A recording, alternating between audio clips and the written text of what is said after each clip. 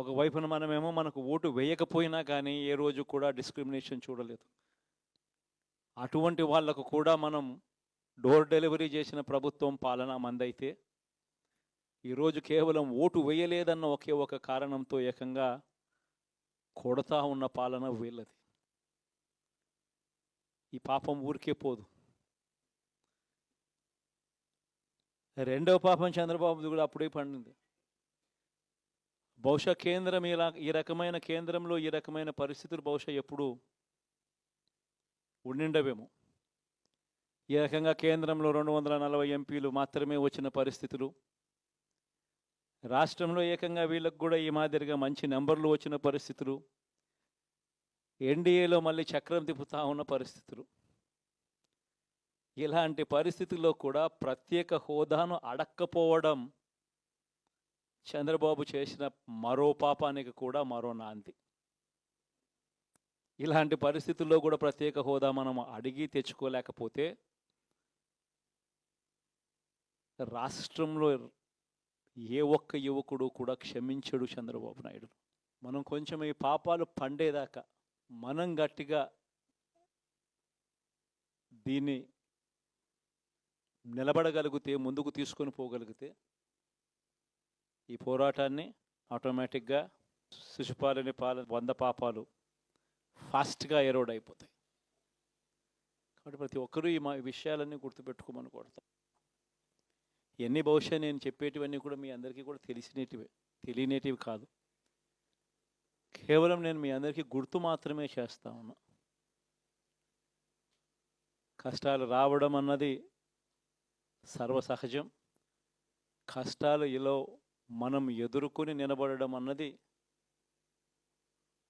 మన చేతుల్లో ఉన్న అంశం అన్నది మాత్రం ఖచ్చితంగా ప్రతి ఒక్కరూ గుర్తుపెట్టుకోమని మీ అందరితో కూడా కోరుతా ఉన్నా. శాసనసభలో, చట్టసభలో మీ సభే అన్నిటికన్నా ముఖ్యమైన సభ అవుతుంది. ఓటు వేయలేదు అన్న ఒకే ఒక కారణంతో మనుషుల్నే కొడతా ఉన్న పరిస్థితుల్లో, మనుషుల్ని అవమానిస్తూ ఉన్న పరిస్థితుల్లో, మనుషుల్నే బలవంతంగా ఆస్తి నష్టం చేస్తూ ఉన్న పరిస్థితుల్లో ఇక ప్రతిపక్షం ఉన్నది ఒకటే ఒక పార్టీ, ఆ పార్టీకి అవకాశం ఇవ్వాలా అన్న కనీస నైతిక విలువలు వాళ్ళు పాటిస్తారన్న నమ్మకం నాకైతే లేదు.